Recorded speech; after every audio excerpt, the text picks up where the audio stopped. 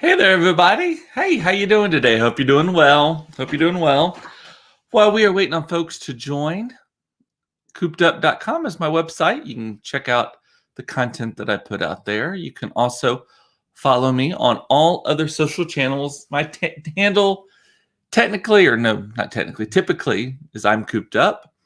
Wherever you are watching or listening to this, be sure to click the bell or whatever notification system that platform has so that you can always be notified when I come live or put new content up. And last but not least, let's text. You can send me a text at 214-949-8599. Again, 214-949-8599. And then I send out occasional blasts about things that I think that you might want to know about. I'm already planning some stuff for Amazon Prime Day, which I believe is going to be in July. Hot deals, tips, and all that kind of stuff. So anyway, hey, Mama, good to see you. So today is National Wine Day, so I'm breaking my rule about delaying drinking until late. Cheers, everybody. National Wine Day. As my sister commented earlier, it is an annual day that I train for rigorously year-round. I put that in the caption for this, and she's already texted me. I saw you stole my joke. So, Monica, I'm giving you full credit. Full credit. I do train for it. Hey, James is saying it's his favorite day. And Beth is saying, a.k.a. Koopa Day. Yes. I actually don't have very much wine in the house right now. I have not been to the store to replenish, nor have I ordered. And I need to lose some LBs for summer. That's what I need to do. And that's one of the things. So Monica's calling me a little joke stealer. I gave you full credit in the audio. Maybe not in the typing, but in the audio. So anyway, so hopefully y'all are enjoying the day and having a glass of cheers. Cheers to y'all. Cheers to me. Cheers to everybody. I saw something in the paper this morning. Y'all know I'm an avid Wall Street Journal reader, if you followed along. There was an article in this morning's Wall Street Journal about this ultra marathon. Have you heard about this? In China, there is this ultra marathon, and these ultra marathons are basically like marathons on steroids, where they take place in places with like really crazy terrain, lots of different elements, that sort of thing, right? And it was in like the Northwest region, like a 10-hour drive from some major city that I'd never heard of. That's I don't know if that says bad things about me or if China's just so fucking big that they can have major cities that we've never heard of. I'm assuming it's a major city like Indianapolis or something, though. And it's still a 10-hour drive from there. So they had this thing, and like this freak storm blew in. Like they're on the run, and this freak storm blows in. The temperature drops. It starts freezing and like pelting them with frozen rain and stuff. 21 people died. 21 of the runners. And some of these areas are so steep that they have to run up and they have to put their hands on the ground to like climb because the trail is so steep. But 21, including the number one guy. Like I think the guy that won it like the last 2 years in a row or something like that. He died also. And they all died from exposure because the weather changed so fast. And I guess they didn't predict it or anything. Like that's crazy, right? And they were telling one guy who survived, he survived because right before he, I guess, went unconscious or something, he happened to have a GPS like beacon thing on, and he popped the button on it to signal emergencies, and then fell down and passed out. Next thing he knows, he wakes up like 6 hours later somewhere else. Another guy, I think, and I may be getting these, keep in mind this is news-ish. This other guy got rescued by some sheep herders or goat herders and found himself waking up under a bunch of blankets next to a fire inside a cave. Can you imagine just like not remembering what happened and waking up in a like freaking ass, like cold ass cave, like in the dark ages? Like that is crazy. Running is, I am with you, Jackie. See what running does to you? See, ultra marathon is why you shouldn't do anything healthy. Have a glass of wine instead. I will run to the fridge. That's about it. I don't run very many other places. Monica's saying run for safety only. Pretty much, if you ever see me running, just don't question it. Just run the same direction, because that means something really, really bad is coming. Something big enough, bad enough, mean enough that I did not think I could just fight it off. Like I needed to actually run from it. Either that or Cashmere's on sale at Neiman's, and you probably should still run that same direction. Zach saying, I won't be running unless I'm chased. No friggin' way. Runners get the runs. Nope. Have you heard about that? I did not mean to talk about that part. But so there was a Dallas has a bunch of different marathons. There's a Dallas Marathon. There's like the White Rock Marathon. There's like a Rock and Roll Marathon. Some of these may be the same thing. I don't know. But supposedly one of the marathons went through our neighborhood a few years ago. And I don't know what mile marker it was or anything like that. But the marathon went through our neighborhood, and I did not realize this happens. But runners get the shits. Did you all know this? Like they get like violent diarrhea while running. It's a very common occurrence for marathon runners. And so some of them would just like run into a yard, pull their shorts down behind a bush. Others who are concerned about their time just let it run down their legs. Like it is disgusting. Have you heard about this? So Jackie is saying every time Aaron posts his 8-mile selfie after us drinking all night, when I'm dying the next day, I send him the bleh emoji because that's how I feel about him. Ooh, you know what I said? I also send Aaron texts after I see him posting about the 8-mile runs he's doing. And 10 miles on Saturday is rough. Yeah. I send him though, but they're more like, girl, you're thirsty. Hope you get a drink of water. Hope you get what you're running for or running from. He's wanting to be caught. That's what Aaron's thing is. We love you, Aaron. By the way, Aaron has some very nice legs. So he has every right to show them off. I give you permission. Please do it more. Because we're thirsty too. Also, a year ago today, it was a very heavy holiday, or not holiday, remembrance, something.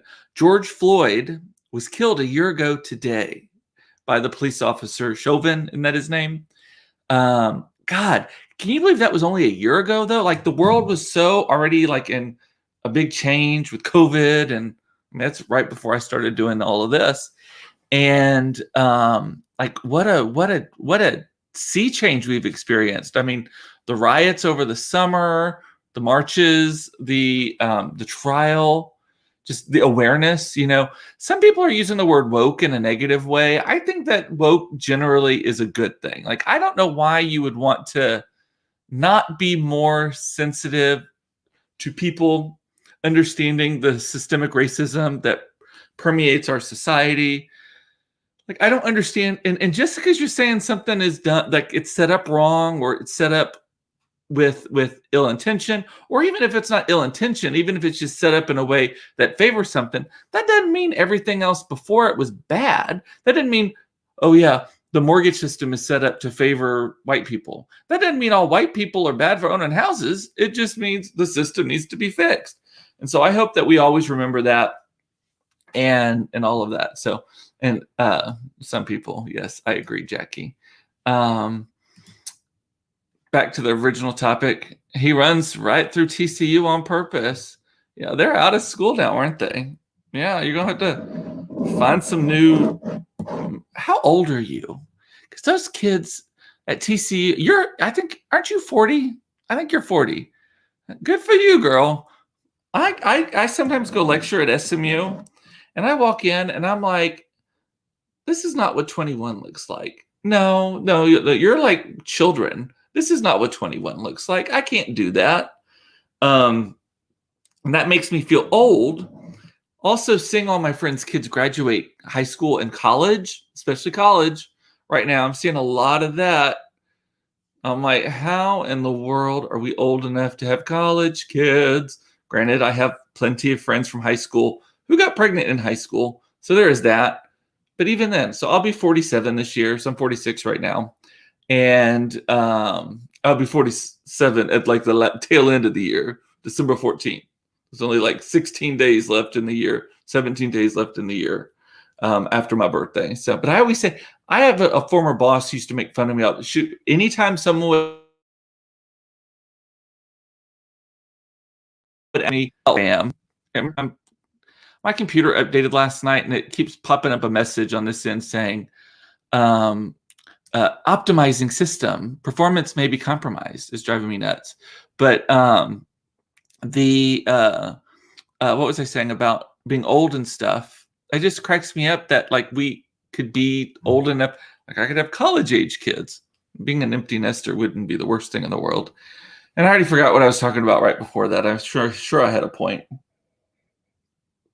Also saw that Shrek, not a great movie, but funny. Some people like it. It's 20 years old also. Shrek came out 20 years ago. If it were, it could almost drink if it were born. Crystal is saying, did you see the video on the shots that rang out at the George Floyd site?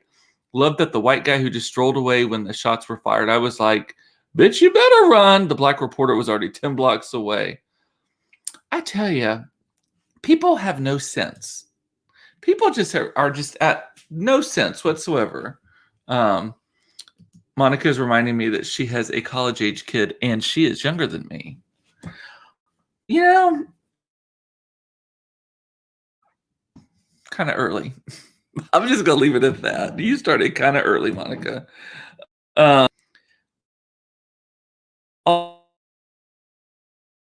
Also, a year ago, Facebook, let me see if I can pull it up real quick. I posted something today on Facebook a year ago. It came up in my memories. Made me laugh so hard this morning. I said, what are y'all's summer plans? We're literally looking at RVs at this point. Please recognize the gravity of a situation involving me driving around in a vehicle that also carries my own waste. Ain't that a kick in the head? Man. And here we are. We're on our second one already. I've dedicated a whole weekend to go into an RV show.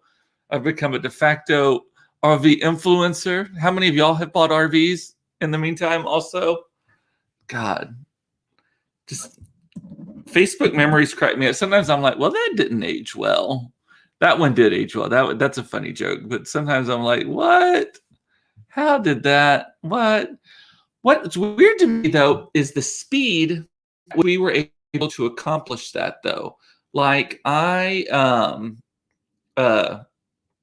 so if I posted that a year ago today on May 25th, saying we are thinking about it, having an RV, by like June 25th, I think like June 25th around is when we closed on Bernadette, which means we had already looked at some, didn't get them, lost them or whatever. And that was not the first one. Yeah, and up, y'all. I am seeing a lot of jiggity jaggediness on my end. Hopefully the audio is still coming through at least.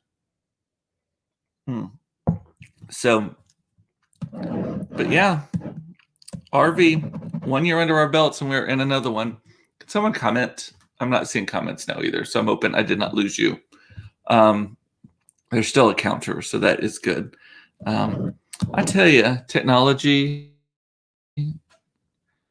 I don't know if it would fix this. I don't know if a new house would fix this or what.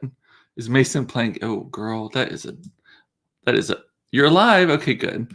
Is Mason playing games? Ooh, that is a touchy subject.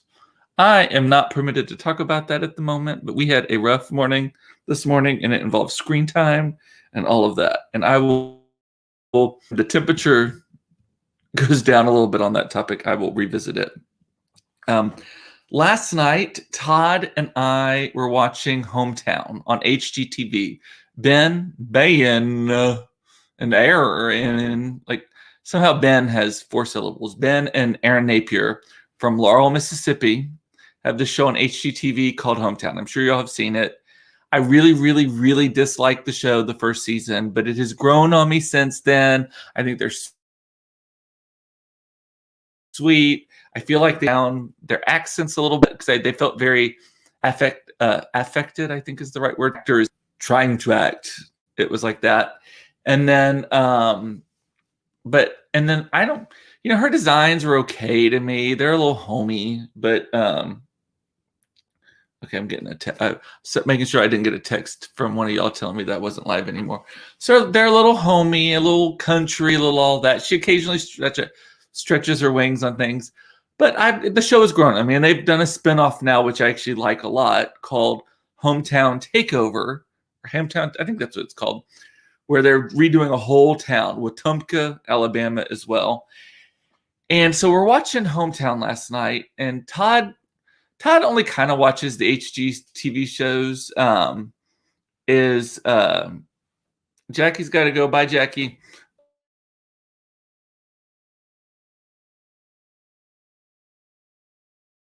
Last night. And it's this episode where this woman who was probably in her upper 20s, was originally from Laurel. Most of these people, there's someone that used to live there and then they're moving back. Or they got married and moved back or something. There's usually a connection. It's almost never a new person to town. Not like Fixer Upper, which also I adore. But the on Hometown last night, this woman who's in her 20s, her husband died tragically in a car accident shortly after they were married. And she was moving back to Laurel to be like with her friends and family and all that kind of stuff, right? So that's already kind of a tearjerker and whatever. They find this house that is so fucking charming on the outside. It was inside too, but the outside was so adorable. Makes me want to find a small town close to the big city to renovate and live in. Maybe not. I don't know. But anyway, and my timer just jumping all over the place. I'm freezing on my end. Hopefully I'm not freezing on your end. But it's distracting though. Anyway, so on this show though, one of the things, they always do like a gift of some sort. Like they do something special. Like they'll like he made a coffee table last night out of some wood that they found in this house and all that stuff. But they did this one thing on the show last night. And by the way, this episode is called Laurel Hug. If you want to look it up, Laurel Hug, because the name of the town is Laurel, Mississippi, and it's hometown. So Erin, the wife, who is the interior designer, she gets a bunch of letters that the late husband had written to the wife, and gets in and has his actual handwriting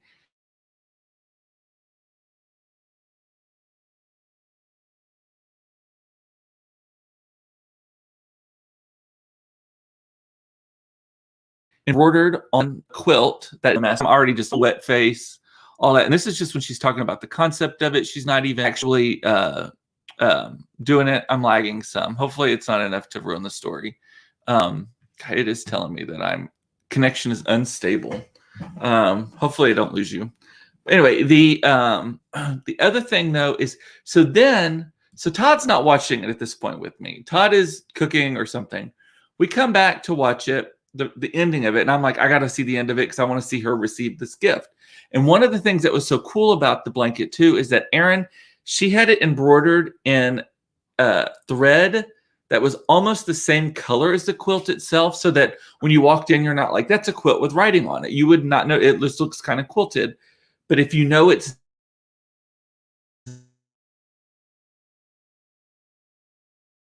see it and you can write actual handwriting. She gives the gift. Everybody on the woman is crying. Her mother's crying. Erin's crying. Even Ben starts crying. I look up, and of course I'm crying. I look over. Todd is crying. We are watching the show, and he never cries at anything. He literally has to take his glasses off and is wiping his eyes. And then he's like, how did they do that? And I'm like, she took it.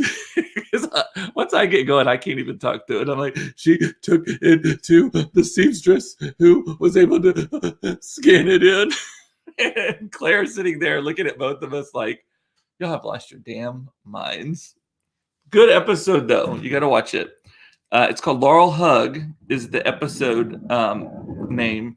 You know, I don't like a good cry. Like I always tell you, I don't watch This Is Us because everyone's like, oh, it's so good, you're going to cry. You're going to cry. I'm not attracted to things that make me cry because I cry so easily anyway. Anyway, so after that, we were like, okay, we got to watch something else. We got to watch something to kind of cleanse our mind. Am I still here? Someone say something. I'm losing viewers, so which leads me to believe that something's going on. So I'll keep going though. James is saying the new Fab Five makes me cry every time. You know what? I've only seen a few episodes of it. I need to get back on that because I agree. I love that show too. I think it's so cool. And Anthony is so fucking hot. Love him.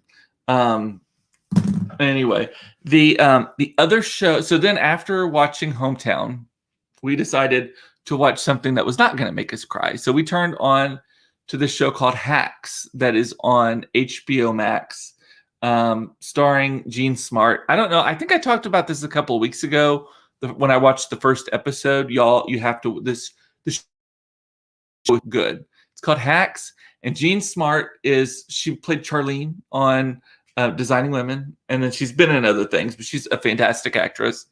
Just kind of funny, Southern, but not too Southern in this role. And she plays like a real ballsy stand-up comedian who was like super famous back in the day, like the 70s and 80s. And she has a show in Las Vegas, like a standard show, like you go where they perform year-round all the time, right? That kind of thing. Lives in a mansion. And but the show's kind of like losing its audience. And so they hire this girl to come in and help, who's a comedy writer who got canceled on Twitter posting something. And so she's coming in and it's just hilarious. And the cars that she drives on the show are hilarious. The really, really, really good show.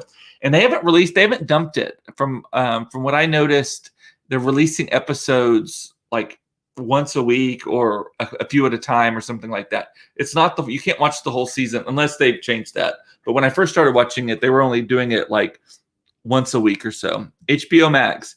If you have AT&T as your cell phone provider,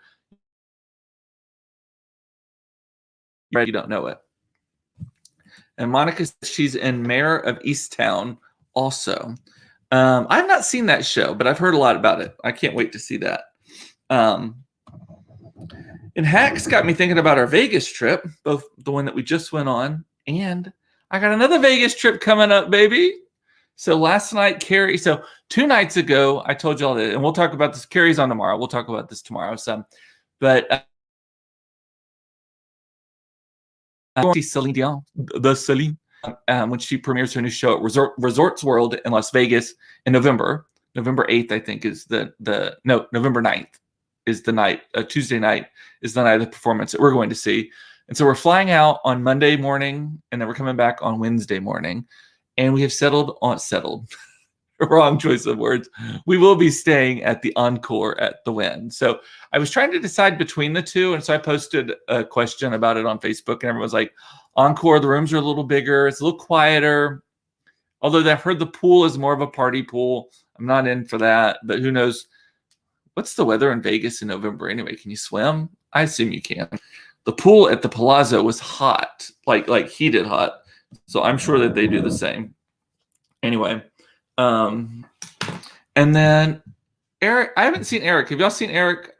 He texted me about something last night, and I was going to mention it on the show today to get an update, but I don't see him on here. So if you're here, say something, Eric. If you're not, then we'll just circle back to that when you. Different subject though. Moderna has announced that their vaccine is 100% effective in the 12 to 18-year-olds, and so they're applying for the emergency authorization or whatever it's called. And so Moderna may be an option for kids before we know it as well. Claire has Pfizer, 1 dose in her system already, and then she will have the second one a week from Saturday, and then Mason will get his first one a week from Saturday as well, because my little boy turns 12 a week from Friday. I can't believe that. And then Pfizer also announced that they are now in testing or something like on 2-year-olds, 2+, the 2 to 12-year-old set. It's just rolling and going and moving. So, no, Eric, Monica's saying, I haven't seen him yet. Alrighty. Let me look at comments, make sure I didn't miss anything. What do y'all watch? So Fab Five, I need to add that to the list, James. Yes. Mayor of Easttown.